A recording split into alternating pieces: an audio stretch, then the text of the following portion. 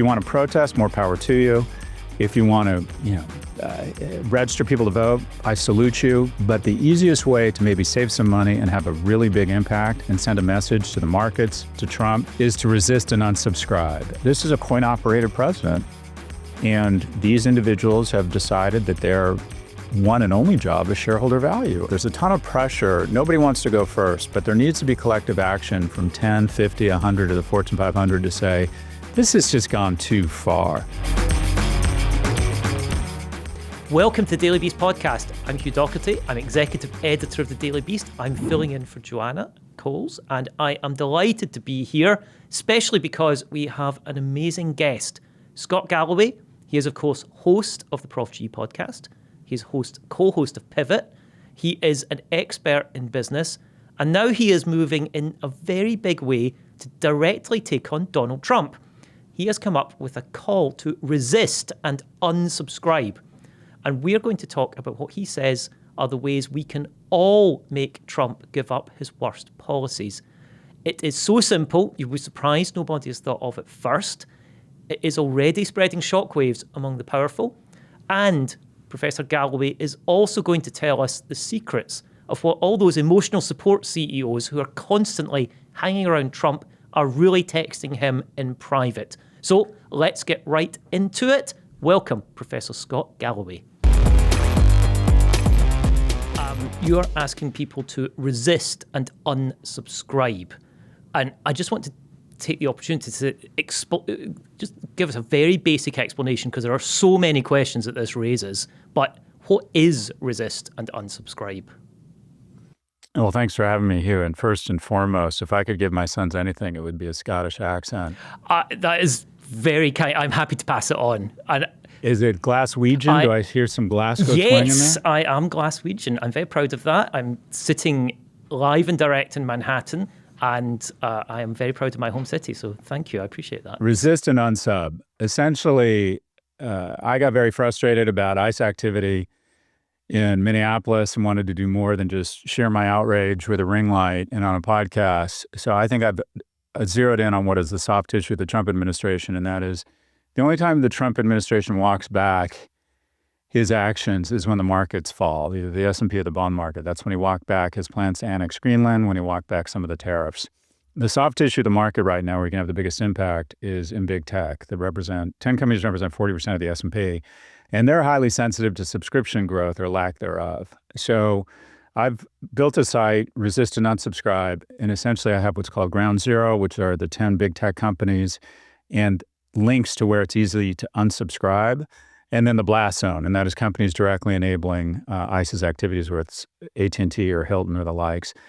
And the basic notion is the following. If you unsubscribe from ChatGPT, that's $240. It's trading at 40 times revenues. That's a $10,000 hit to their market cap. And these companies are highly sensitive to growth rates and projected growth rates. So if you want to protest, more power to you. If you want to, register people to vote, I salute you. But the easiest way to maybe save some money and have a really big impact and send a message to the markets, to Trump, and to other citizens that they can have an impact is to resist and unsubscribe. And we started with 6,000 uniques a day. We're up to 60 or 80,000. And according to AI, we're going to catalyze somewhere between 150 and 200,000 unsubs across big tech. I just want to ask, you're now on day 12, I believe, of this. What was the moment that it came to you? Because I know you were in Davos almost a month ago, and that was a big event for Trump. He went there claiming he was going to annex Greenland, and he chickened out. Was that one of the things that got you thinking about how to do this? No, I can tell you the exact moment. I'm usually able to disassociate myself from what's going on in politics. And there was one moment, I don't know how you've felt about this, Hugh, but I've increasingly found my blood pressure and anxiety going up, especially over the course of the last few months, especially around ICE. And the moment where I thought I need to do more than just articulate my outrage on my podcasts was when Secretary Noem, after Alex Preddy was murdered, described him as a domestic terrorist and said that he was brandishing a weapon with intent to massacre federal agents. I thought that was the equivalent of showing up and urinating on the grave of a recently buried man who was a nurse for veterans. I just thought, at some point, depravity has to need some resistance. That was the moment where I said, okay, I need to do something, quote unquote, for me. And Dan Harris, who has this great book in Psych called 110% Happier. He says action absorbs anxiety. And I thought, I just want to do something. And so I came up with this idea. I think I've discovered, if you will, the soft tissue of the markets that he appears to respond to. And I thought, this is an interesting idea. I have a footprint. I have some reach, some awareness. And I thought, I want to put it to use more than just selling more ZipRecruiter or, Athletic Greens. And so I launched it 11 days ago. And every day we get more and more site traffic, more and more media covering it. So far it's going pretty well. So just practically, how difficult is it to unsubscribe? Because we're all signed up to so many things, and we all know that they're kind of complicated, but how easy or difficult is it to, let's take Amazon, which is the top of your ground zero list? Well, it's situational. And I'm a fairly economically secure person who, living in London, quite frankly, I don't think it's fair of me to tell people not to buy groceries or not to show up to work. I'm trying to lead by example, and I try to be transparent. I still have an iPhone. I'm not giving it up. But I unsubscribed from Apple TV Plus, and I don't miss it. I unsubscribed from Apple Music, and I don't miss it. My family, we've gone from 6 streaming media platforms to 1. And if I'd gone to 0, I would have been smothered in my sleep by my boys, but it wasn't that hard to go from 6 to 1. And you're going to find I unsubscribed from Amazon Prime. Some people depend on Amazon Prime for a lot of things. But what you might also find, as I did, is that I was also a member of Amazon One, their healthcare service, which I was paying $199 for the last 6 years that I don't use. When I unsubscribed from AT&T and I switched to Noble Mobile, you know what I found? I had 4 AT&T contracts, 1 for my phone and 3, 2 for iPads, which are in a landfill somewhere 4 years ago, and 1 for a BlackBerry I haven't used since 2014. I had spent over the last 14 years probably $4,000 or $5,000 on AT&T contracts, and they're very good at renewing and charging you. And if you're like me and your bills are pretty complicated, you don't realize how much money you're spending on this. I canceled my Uber account, and I found out I was taking 350 Ubers a year.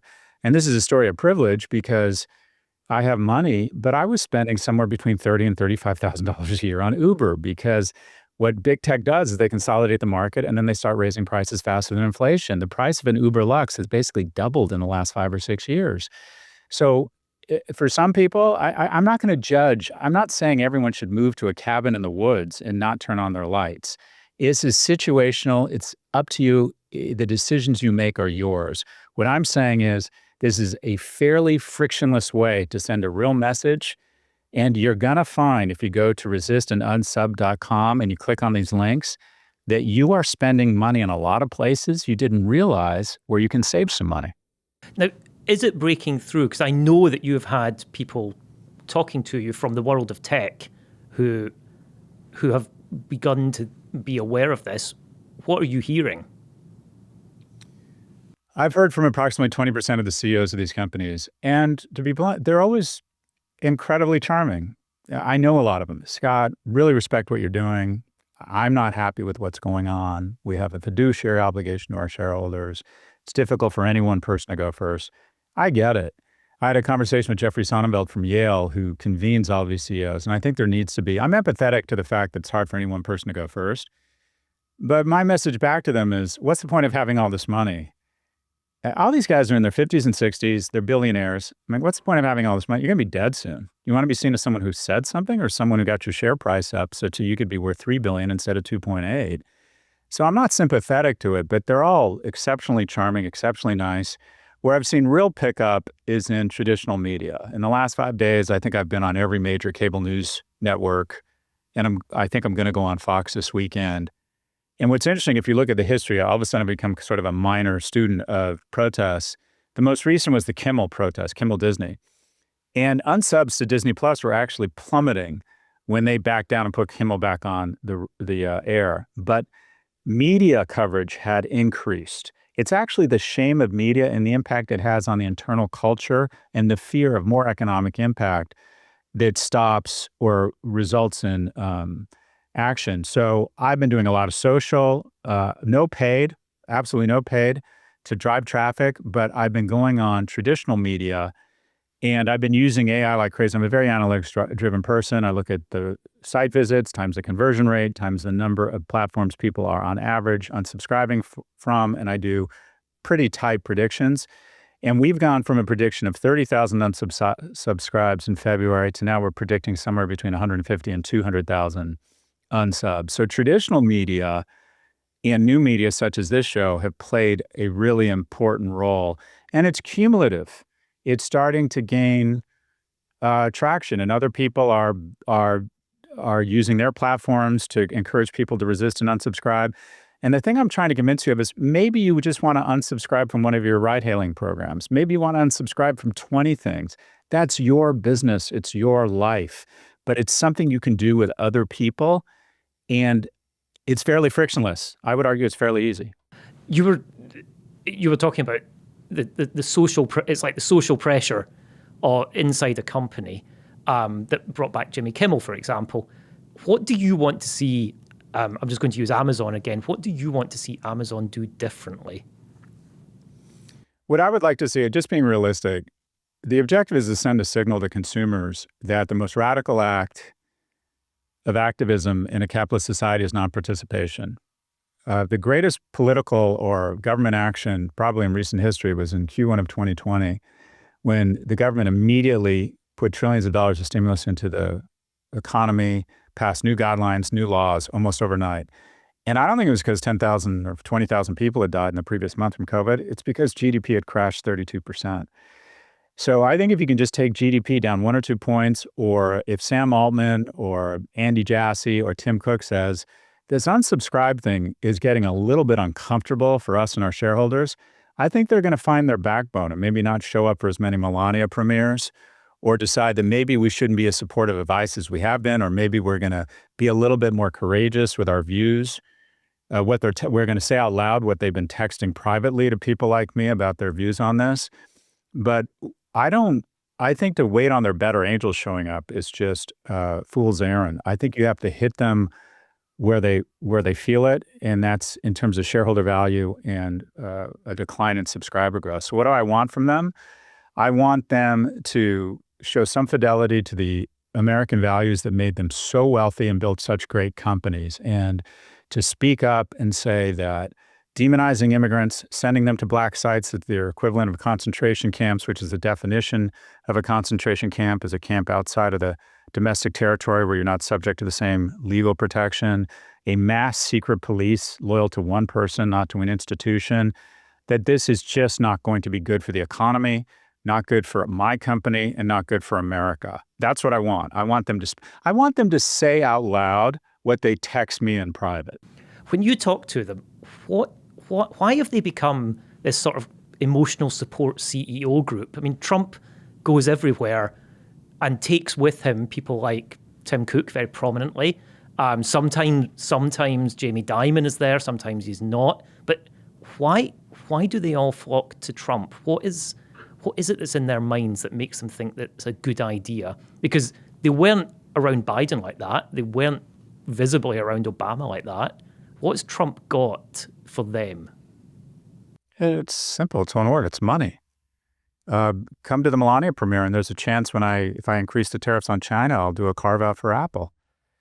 You need you're NVIDIA, and you want to sell chips into China? Well, maybe I'll let you if you let me prostitute you around and treat you like an emotional support dog, giving me credibility. And if you give $2 or $3 million to my new West Wing renovation or East Wing renovation, maybe I'll put pressure on the FTC to approve the acquisition by you versus someone else. This is a coin-operated president.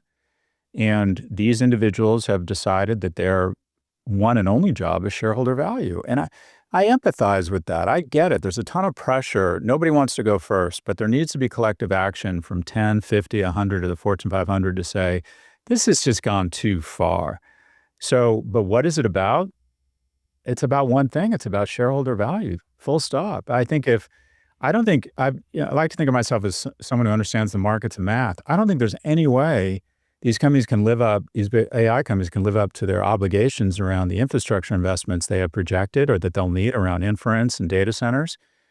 So what are they going to do? They're going to have the president most likely back some sort of, I won't call it a bailout, but some sort of investment that backs debt to build these data centers or these massive CapEx investments.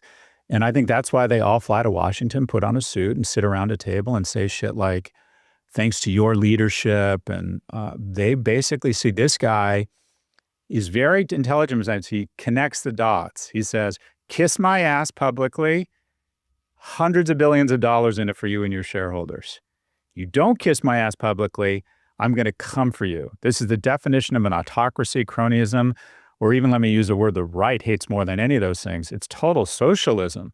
What on earth is the president doing meeting with Ted Sarandos and the Ellisons talking about the acquisition of Time Warner? That has nothing to do with the president. It should be who has the biggest check and then who survives regulatory review around concentration of power or a CFIUS national security review.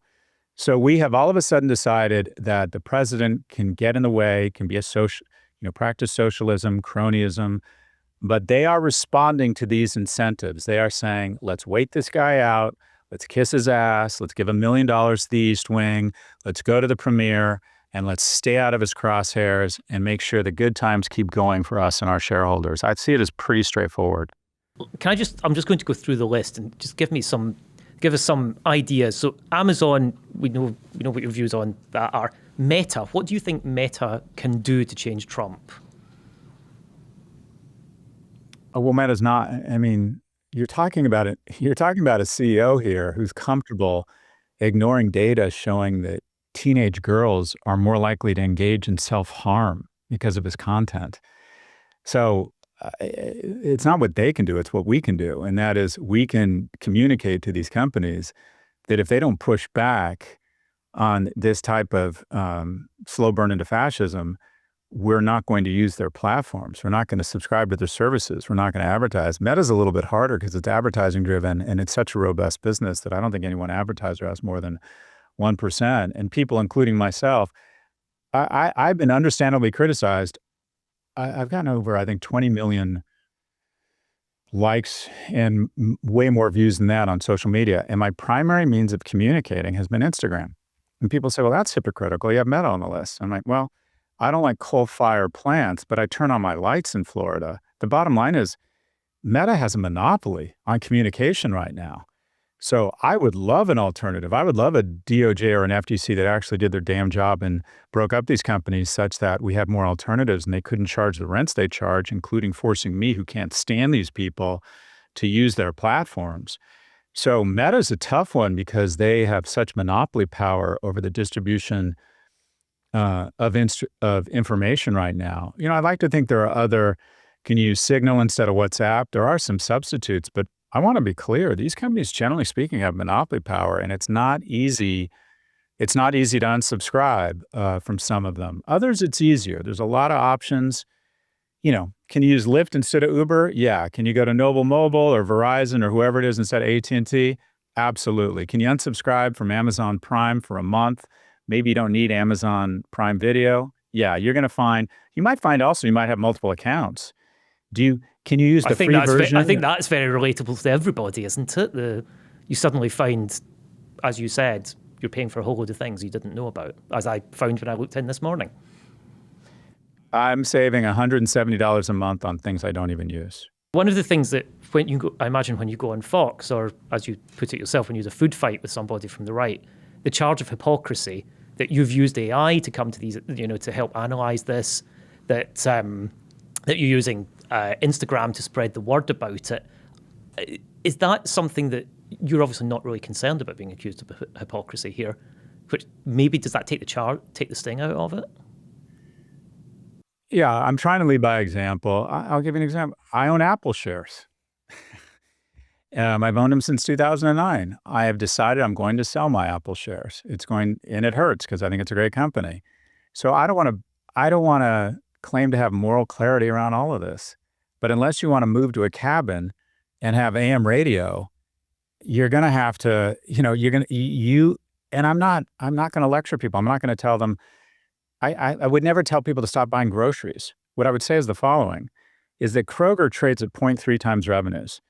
So if you wanted to have a $10,000 impact on Kroger stock, hoping that the Kroger CEO would reach out to the president or that the markets would indicate something, you would have to stop or buy $30,000 less in groceries. You'd have to get 5 American households to not buy groceries for a year. If you unsubscribe from the paid version of ChatGPT, which is $240 a year, and the company is raising money at 40 times revenues, that is a $10,000 hit. So what I'm trying to do is raise awareness that the free version of ChatGPT is pretty damn good. I use it now because I canceled the paid version. And you are having the same economic impact and sending the same signal than if you convince 5 American families to not buy groceries for a year.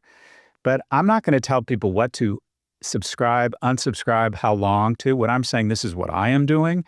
And I think we have a weapon that's been hiding in plain sight. This is what the president listens to, and we can have more of an impact than we think. And it needs to be sustained. It needs to be over probably longer than a month. The protest everyone points to in history is the Montgomery bus strike. And there was a very cinematic moment where a woman refused to give up her seat. Huge leadership, very important. But actually what moved the needle was Dr. King organized carpools for a year. And ultimately, the municipal bus service in Montgomery was losing $2 to $3 million a year. And then they said, okay, enough. We're no longer going to have segregated seating on our buses. So this isn't going to happen overnight. But I know for a fact that most of these CEOs are cognizant of this movement, that it's beginning to register in some of their subscription analytics, and then more people are joining in. And this becomes another point of light, including protests, including good media coverage by people such as yourself, that all adds up to one thing: backbone and pushback. That's two things. So am I perfect on this? I'm not giving up my iPhone. Let me be clear. I didn't want to sell my Apple stock, but I am. I'm still subscribing to one of the streaming media platforms because I have a family, but I'm going to speak loudly with my spend here. You acknowledge this yourself. Obviously, you've got incredible economic resources compared to other people. But one of the things that strikes me about this is that these are relatively small amounts of money, and I don't think people would begin to appreciate quite how valuable an individual customer is to these big tech companies. One of the things, it seems that big tech we all think of as ultra powerful, it's been really good at projecting itself as ultra powerful. Do you think this is a kind of moment for it, that people begin to realize they've got a lot more power than they realized? What you want your X-Wing fighter, whatever it's called, that Luke Skywalker is in, is to find the vulnerability in the Death Star. That the shaft, where if a photon torpedo hits it perfectly, it blows up the whole Death Star. That shaft, or exhaust shaft, if you will, is subscriptions to big tech. And Microsoft missed its cloud growth by 1 percentage point, and it lost 10% of its value. Right. And then other companies trading down in sympathy. The NASDAQ 100 was down 1.5%. Everybody notices that. So if you wanted to have that one kill shot, it's taking the subscriptions to Amazon Prime or ChatGPT or Anthropic. It's taking them down just a little bit. Because right now, ChatGPT, OpenAI is raising money at $850 billion. And you can bet at that kind of valuation, the investors are pouring over their subscription growth. And if their subscription growth this month, decreases from 8% month on month to 7% month on month, the investors, the CEO, all notice that. So this is the string you can pull on that unwinds a pyramid, if you will. What I'm trying to figure out, or what I think I've come up with, is what is the maximum impact relative to the disruption in your life. One of the other things is kind of like, there's an analogy to shareholder activism here as well, isn't there? By selling Apple yourself, a lot of people follow you for, I'm not going to say specific advice, but for a sense of how to do better financially. That's obviously not going to go down well with Apple. Is that something, should people begin to think about their stock holdings and their 401ks? I don't want to recommend that. I think everyone has an obligation to develop and maintain economic security for them and their families. And from a shareholder standpoint, these companies are just juggernauts. What I'm trying to do is lead by example. And quite frankly, if I can take an economic hit. So I'm not recommending that people sell their stock. I don't want to take that kind of, I think I don't want to take risks with other people's well-being. I am comfortable saying to them, you probably have too many big tech subscriptions that you can do without. But I don't want to tell people to not go into work or not to buy groceries or to sell their stocks. I just think that's easy for me to say. But I am trying to lead by example. So I've owned Apple since 2009. I'm selling all of my Apple stock. And Goldman Sachs is my money manager. I'm going to transfer my assets to either Royal Bank of Canada or a regional bank. And by the way, I love David Solomon and I know him. Goldman's done an amazing job for me. I'm disappointed that more financial leaders like David and Jamie Dimon, who I think are leaders, have not spoken out more forcefully. Doesn't mean I won't go back to Goldman at some point. Doesn't mean I'm not in good relations with them. Doesn't mean they're not fantastic firms. No, I think they're all of that. But I want to send a signal with my pocketbook that what's going on here is wrong. And that corporate leaders, many of whom every morning wake up and look in the mirror and say, hello, Mr. President. A lot of these people see themselves as future political leaders. But leadership is doing the right thing when it's really hard. And I don't think enough CEOs are doing the hard thing right now. Are there any specifically that you want to get to? You, well, obviously you just mentioned David Solomon, you mentioned Jamie Dimon. Who has got the ability to move Trump, do you think? Or is it takes all of them? I think it's the markets, and I do think he listens. I think he takes Jamie Dimon and Jensen Huang's call right away. I think if the AI platforms and Apple and Jamie Dimon within the week of each other called and said, these actions by ICE are beginning to hit our company. We're beginning to notice it. I think he takes that call and he hears that because 77% of the earnings growth has come from these companies. And the markets were up 17% basically on the back of the massive investment and the market's reaction to the acceleration of these companies. If the markets go down, the president is going to have way less cloud cover to do the kind of things he's done. Unfortunately, in America, I think the S&P and the NASDAQ are some of the most damaging metrics ever invented. Because as long as the NASDAQ and the S&P go up, unfortunately, America thinks that everything's all right, that the president must be doing a good job. And actually, if you look at, we've underperformed relative to other markets, especially when you take in the decline in the dollar.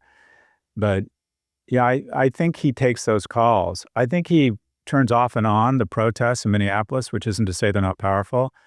I think he ignores podcasters and what they say on MS Now or even on Fox. I don't think he cares what the courts think. He certainly doesn't care what Congress thinks. They've become the Duma. He doesn't even care what Republicans think. He does care what the market and these tech leaders think. Just to go more broadly on the market and so on, amazingly, he came into office claiming he was going to be the crypto president, and crypto broadly has been a disaster for some people. I don't know. I didn't buy any Melania coins, perhaps wisely, but there seems to be something of the touch of disaster about it to the crypto industry. And yet, are they going to Trump? Are they saying anything? Well, he's the crypto president, and he was a genius in the sense that he flew right into the manosphere.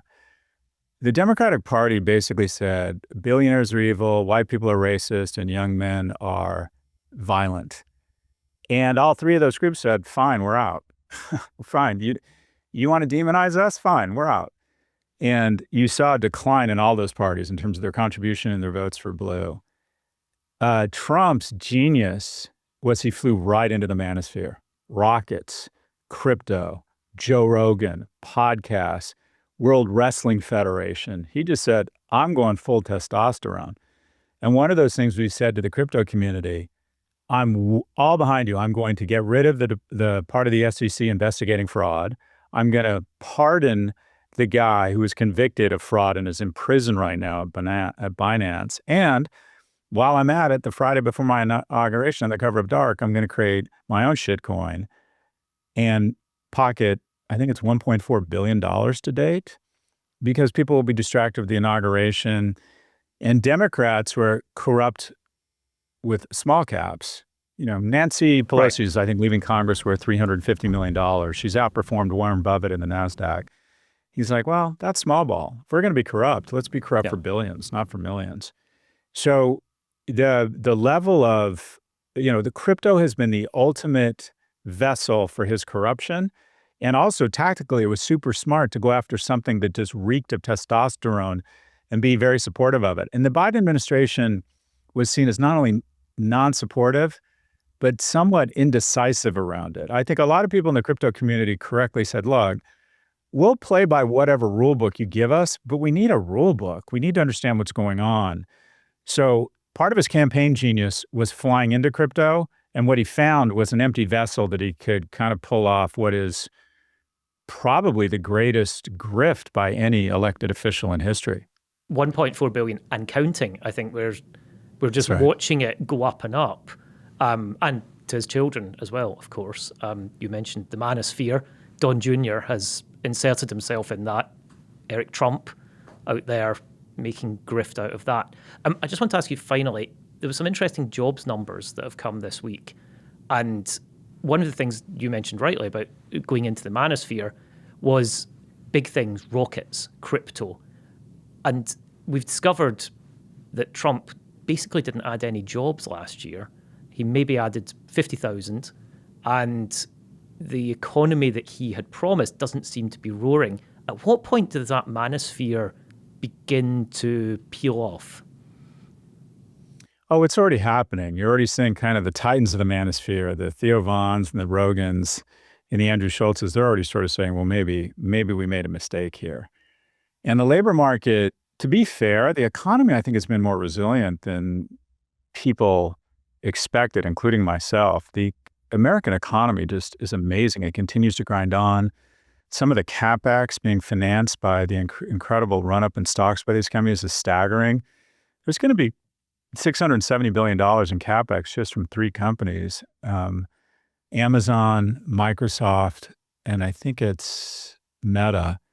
That's 3 times the amount of R&D in the pharmaceutical industry this year. That's more money spent on AI CapEx this year than was spent on the Apollo and space station programs combined.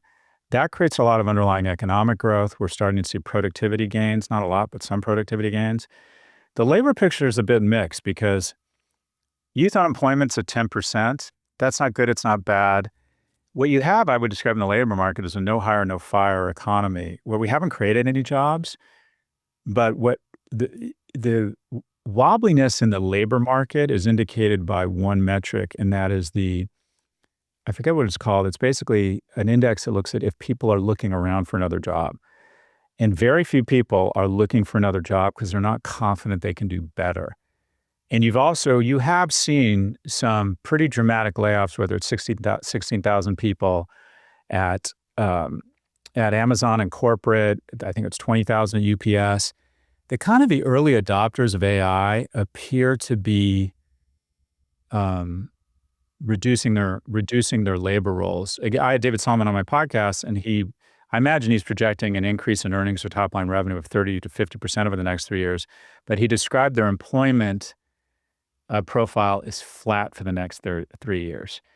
Now, there's some, I think, overhyping of the impact that AI is having on employment because it makes your company seem sexy that you're leveraging AI. What I think happened is post-COVID, people held on to their employees and are now deciding they can do more with less. But the employment picture I would describe as a little bit confusing right now and a little bit tenuous. But it's not the great destruction in human capital that I think the catastrophists were predicting. It's still early in the game. But at the same time, people aren't leaving their job because they're worried. They're not getting calls from recruiters. What I would say is more worrisome about the economy is we have 10 companies responsible for 40% of the market cap. And if any one of those companies sneezes, the global economy is going to catch pneumonia. That is exactly the power that you've identified in those 10 companies. It's like an Achilles heel that you can grab onto with this appeal to people's individual power over them. Professor Galloway, I want to give you the chance. Just remind our viewers and listeners, where should they go to learn how to do this? www.resistandUnsub or resist and unsubscribe. Bunch of links that make it easy to unsubscribe, to share it on social. And I could just tell you, it feels good to save money and it feels good to do something with other people. I'll just say, like, tens of thousands of people have been tagging you and giving their own story. And in fact, there are, you'll probably know better than me, but there appear to be thousands of people on Reddit who are talking about how they did it. So it's an incredibly powerful moment that's begun already. Professor Galloway, thank you for joining us, and look forward to getting an update on how this is going in the near future. And most importantly, go Team Scotland, despite that terrible draw. We're in the same flight as Brazil and Morocco. How did that happen? I think it's just a privilege to be there, is what you have to say. Fair enough. Glass is half full. Yeah, I might see you at a game then. Yeah, I'll be there. Look forward to Thanks it. for your time. Not losing. Thank you, Professor Scott Galloway. Thank you, Prof G. Wow, that is quite a declaration of what people can do to resist Trump. It's an amazing manifesto. As I said before, it's amazing. It really is that simple. We all subscribe to so many things, and the power, apparently, is literally sitting in our hands and at our keyboards. And just as a side note, Prof G did totally nail my Glaswegian accent. We are going to be monitoring resist and unsubscribe. There's one subscription. I would just say you do need to keep it to the Daily Beast on YouTube and on the web, where we are across every development in the crazy news cycle. Please get in the comments. Tell us what you think. Tell us whether you'll join the movement. Tell us whether you have joined the movement and have both unsubscribed, resisted, and saved money. As always, please like this video and share it with your friends and leave us a comment. We love reading the comments. I try and answer as many as I can, and seeing the Daily Beast community grow on YouTube has been really gratifying. So with that in mind, I've got a favour to ask actually. Can you take a moment to fill out our audience survey? You'll find it in the description below, and we'll pin it as a top comment too. We really just want to know more about you, so we can help grow the Daily Beast YouTube community and give you more content, more extra value. It'll take 2 minutes to fill in, and we really appreciate it. Thank you to all of our BBeast tier members. There are now so many of you. We can't read out all the names. Thank you, thank you, thank you. Please, everybody, remember, as Joanna would say, be beast. And a special shout out to our production crew, Devin Rogerino, Ryan Murray, Rachel Passer, Heather Pissarro, and Neil Rosenhaus.